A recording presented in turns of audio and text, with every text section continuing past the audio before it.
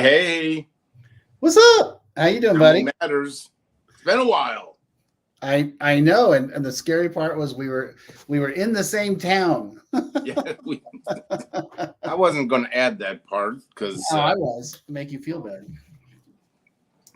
anyway, we did a lot of talking about the show. We never saw each other, but we were mentally connected, talking about the show. But anyway, Kevin, how are you doing? You're obviously in Colorado. I am in Colorado for one more week, and then I fly home on Sunday, the 29th. Very. The Oh, day after USC loses to the Wisconsin Badgers, I think. oh yeah, because that's gonna happen. But this week we are going to take down the mighty Michigan Wolverines, and Oh, it's then Michigan USC, huh? this weekend, yeah. And then next weekend, we complete our sweep of the Midwest. Well, we have a bye, so we'll be ready for you with our backup quarterback. But anyway, how are things? How are things going in Colorado? How's things in Kevin's world? People are dying to know. They're jonesing to hear about Kevin Petersen. I doubt that entirely. I am doing well. Thank you very much, Jay. Thanks for the whiz, baby. I'm doing good. So this is I actually woke up very early this morning. I'm actually excited about this show. So we took I think 2 weeks off or something, and it's we had several questions come through, and it's several kind of off the beaten track. I mean, hey, if you've heard the question again and you want to send in the same question, we will answer the questions over. Some of them I'll repeat, but we're going to play a little game. And this is, I will just tell you offhand, Kevin, that these are some of these questions. I mean, they're worthy questions, but I mean, I think there's some questions that people are afraid to ask, and I mean, hiding behind a computer screen, I think this is a perfect opportunity to ask because we're not going to give names and numbers or anything. So we have 8 questions, and we're just going to play a game show. And so we're going to let Kevin pick. I think we'll have to break this up into 2 shows. I don't think we can do an 8-question show. But so we'll do 4 questions today, and you can pick 1 through 8, and we'll go accordingly. That way, we will never know, and maybe we'll get Kevin Petersen speechless. Okay, let's so it's like spin the wheel. We'll spin the wheel. Okay. Which one do you want to do? 1 through 8. 5. Oh. Oh, God dang it. These are good. I mean, all right. Whew, this one's going to send chills. This is either going to ruin us or send us viral. Okay. And this is obviously, and this is a question. This is something that I've dealt with. I've had numerous questions with families or conversations with families. I'm just so proud of whoever sent this in, and we will send a clip of Kevin answering this like we do for every question and answer. Kudos to just really asking. Question is, Kevin, what if my child dies from their addiction? How do I prepare myself for that possibility? That's a great question. Yeah. I mean, that goes right to the soul. Well, yeah, but I mean, I think the thing that people have to understand is, so generally I get that question when I say, let's set up some boundaries and let's set up some structure. And they're like, yeah, but what if he dies? And here's my response. We have to agree that the way he's living now, he's killing himself slowly. What you're offering him is a solution.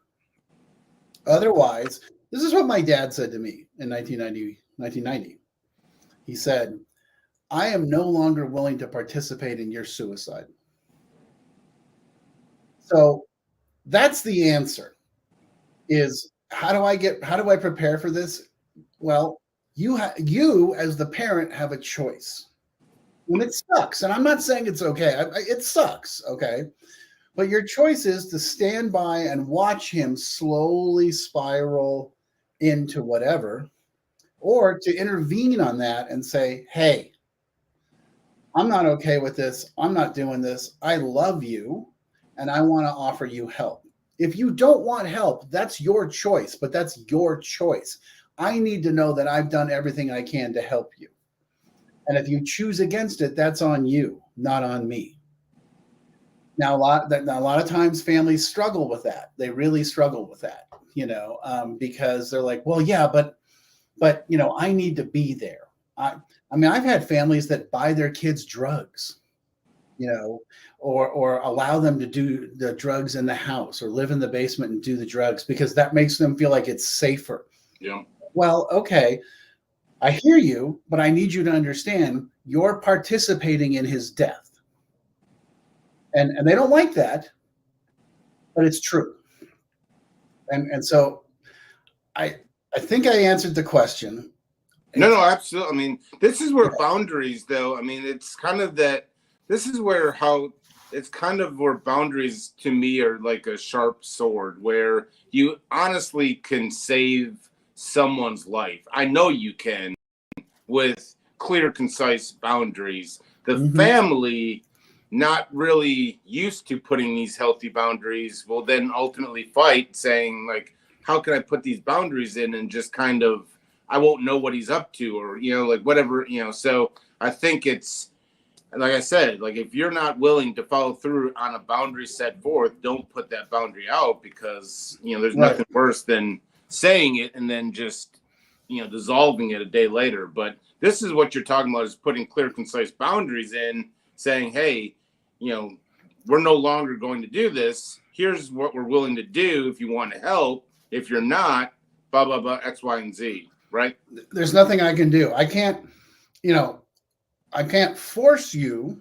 I was just having this conversation with a colleague, and she's like, I don't want to feel like we're forcing this person. I'm like, no. There's no forcing. This is what mom and dad are willing to pay for. And if you don't want that, that's okay. But then it's on you. Yeah. You got to start making the choices and the decisions, not playing the role of the victim and blaming other people. And then for the family, I think the family not enjoys, but they appreciate having a plan. Mm-hmm. What's the plan? Here's the plan. Well, they don't want the plan. Well, that's their choice. Yeah. But you have, no matter what, you can always say, well, we're still ready to pay. We're still ready to, we have a plan. And so that, to me, that's the important thing, is the family. Yeah. Yeah. Well, and there's been a lot of families that quietly are already ready for their death. I know my family was mentally prepared for, Yeah. Well, yeah. All right, we're off to a good start. What spin the wheel again there, Kevin? Taking 5 off the board. What would you like to do? Let's do 8. Uh-oh. Oh. Man, I think these are going to be all your favorites. Uh-oh. So this is a long email, but I've, for the sake, I actually put some time and energy into the show. So I put it down to a simple paragraph. So, Kevin, what if my child isn't the person I thought they were, even without their addiction? After getting sober, there's some fear around this. What happens if I don't recognize my own kid after getting sober? Wow, that's a great question. So, that happens a lot, right? The person gets sober and they change their behavior and their personality. And, this is where our belief system, Jay, is that there's 2 things here. One, the family has to change also. Getting someone sober and expecting them to change, to behave a certain way that you want them to behave, is unrealistic. That's very codependent. Okay. So while we send our loved one to treatment, we ourselves have to engage in the treatment process. What was that? Did I hear a cat? Bert was about to jump through the screen. And that is my friend Bernie trying to get on the show. Like everyone's trying to get on the show. Like sneaking into the studio. So like what I do is I work with the families and I have a curriculum for the families and I'm like, this is what you got to do. You got to read these books. You got to watch these videos. You got to watch these YouTubes. You got to listen to these podcasts. And it's all about you changing the way you're approaching the problem and addressing your stuff, not just saying that guy over there has a problem and he needs to fix it and everything will be okay. Now, let's assume that the family is doing their work and the person gets sober, but they're still not behaving well. I totally get it. Same boundaries exist. I'm sorry. I'm not willing to take treatment like that. I'm not willing to be spoken to like that. When you're ready to have a conversation with me that is, appropriate, boundaried and considerate and thoughtful and kind, rock on, sister. I'm in, but until then, just because you got sober doesn't mean you get the keys to the kingdom. Yeah. You actually have to behave. There's three parts to it. You have to get sober. You have to start becoming self-supporting, and you have to start learning how to behave like an adult and treating people well. Yeah. And so I think that's the answer is, well, one, do your own work. Two, if that person is getting sober, and you may not recognize them, and that's okay. If you're doing your own work, you'll be like, oh, they're different than I thought they were going to be. That's fine. If they're behaving poorly, then you have the right to speak to that and say, I'm really happy you're sober, but I don't appreciate the way you're speaking to me, you're treating me. There's nothing wrong with that, Some of the changes could be good when you're showing up on time, actually being an active part in the family. Number of good things. Like I get it sometimes. I think my family sometimes didn't recognize me when like I actually did what I said I was going to do. Like it was a healthy role model for nieces and nephews. I was an active brother, active son. So yeah, there's some good changes too. And sometimes you're not going to be recognized, but it's all good changes. But yeah, there's absolutely some changes that your family's going to get used to, but that all comes with everyone doing their own work, like Kevin said. So, yep. All right. 5 and 8 are off the board. Okay, let's go to 3.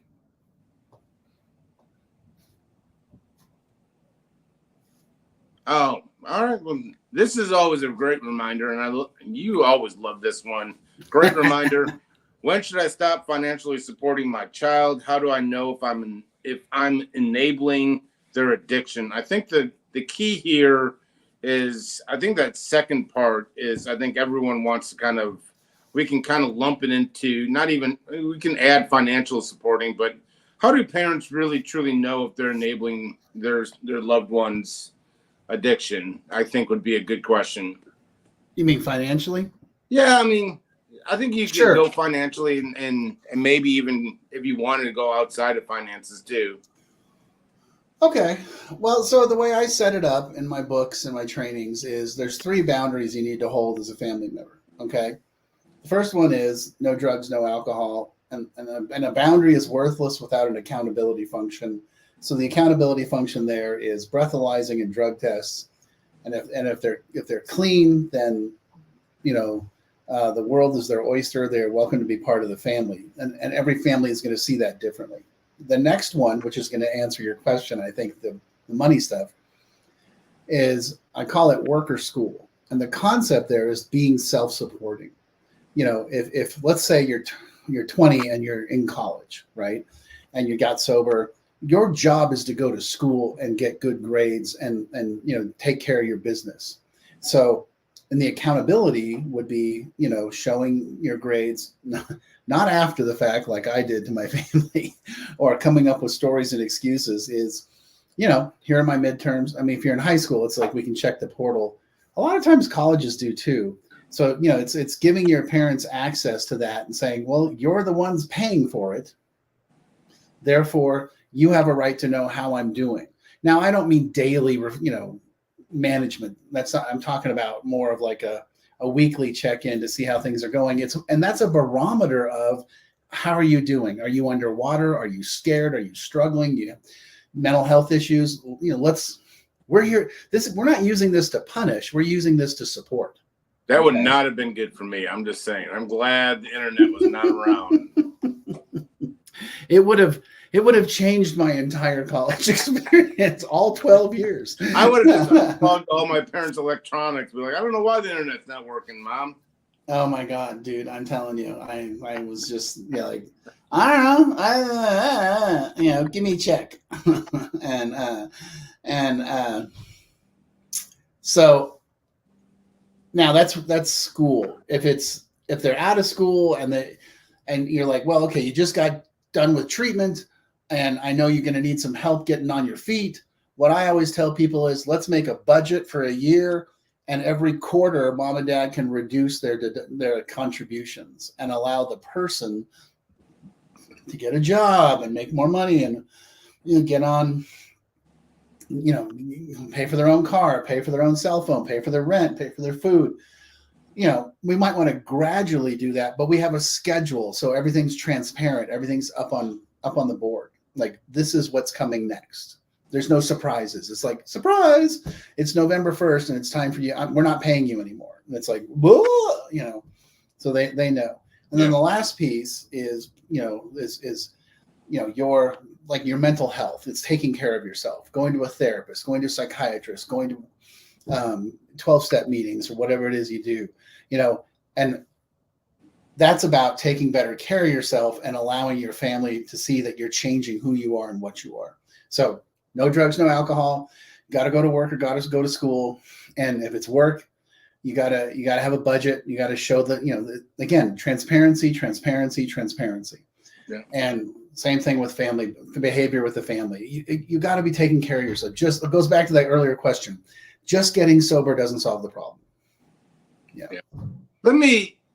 This is always a very slippery slope and I know there's many things that go into it, and I kind of going into a dicey situation, but let's talk real briefly about, you have, obviously you can see it firsthand. We all have seen it. Like, there's families with different financial means and so forth. And so I'm curious, and I deal with it, and I'll be listening to your response too. It's like you always know, like, you have the person early recovery that, sometimes the mom and dad are, depending on where their financial status is, like, when they want to buy a car, it's different levels of cars. When they want to buy clothes, it's, different shopping sprees are different to different people and stuff. And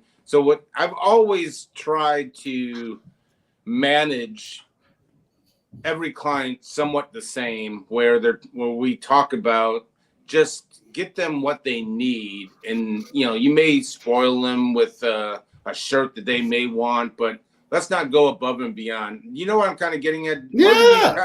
Where do you go with, even if a family has, the means or something, do you ever kind of just put plateaus in and kind of just say, hey, like, this is all he needs or she needs? Yeah, absolutely. That's where the budget comes in, right? So let's say somebody's here at Jaywalker, right? I mean, let's just use that as an discussion. 90 days. And then let's say they choose to do another 90 days in our solutions program, right? So it's 180 days. Then, and the prices diminish, obviously. But when you start looking at aftercare is what we call it, right? Part of that is getting a job. Now, let's be honest, when somebody's coming out of treatment, they're not going to make six figures, okay? They're probably going to make $15 an hour, which is fine. And like you and I know, we call it a get well job, and because it's about, again, learning how to be an adult, showing up on time, doing your job, behaving, and then, becoming part of the team and working, doing the whole thing and getting a paycheck. And then, that paycheck is not intended for you to go on a shopping spree and somebody else is paying your bills, So we start to look at, okay, well, how much are you, this is where we teach them budgeting skills. How much are you making? I'm making $400 a week. Okay, great. That's fantastic. Let's talk about what's realistic. Does the sober living require you to pay into food budgets and that sort of thing? And, let's use this as an opportunity to learn how to be a grown-up. And that's how I go. Some families have the ability to continue in maybe a year-long progression and slowly work them down. Some don't, and that's okay. And so, it's like, well, we can pay for your sober living because, you and I both know sober living will never get covered by insurance. Just doesn't. So there's going to be a rent payment, let's call it. But then the clinical stuff will probably get covered by insurance on some level. But then we got to talk about food, and gas and the car and all that sort of stuff. And my thing is, let's make it realistic. Let's make it, those things are something they can pay for themselves instead of, living 100% off mom and dad. Yeah. And then slowly work our way down the street. Yeah. Absolutely. Yeah. Yeah. And if anyone tells you that the sober living is covered by insurance, they're run from that facility, just for the record, please. It's not. So, yeah. That's just not the truth. All right. What else you got? Numbers. We got one more. Then we'll do more next week. Yeah, let's do. Well, it's 22 minutes. We can. I don't want to bore people. What? I don't want to bore anybody. You want to cut it? Yeah, let's go next. These are good questions. I want to give them. I don't want to feel rushed. I love these. These are great questions. Well, I like it. All right, let's stack them.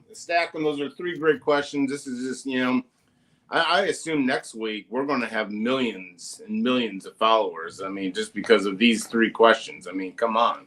Amazing. Keep the questions coming. I mean that with all my heart and soul. Keep reaching out.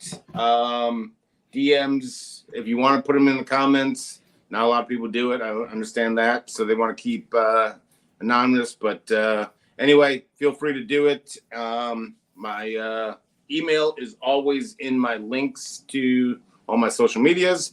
And so you can go directly there or you can DM one of us, whatever it is. We love hearing for you. We love answering. One of these days we're going to stump Kevin Petersen, and I'm going to be here in the front row waiting for it. So, Kevin, you're dismissed. Have a great week. Fight on. Beat Michigan.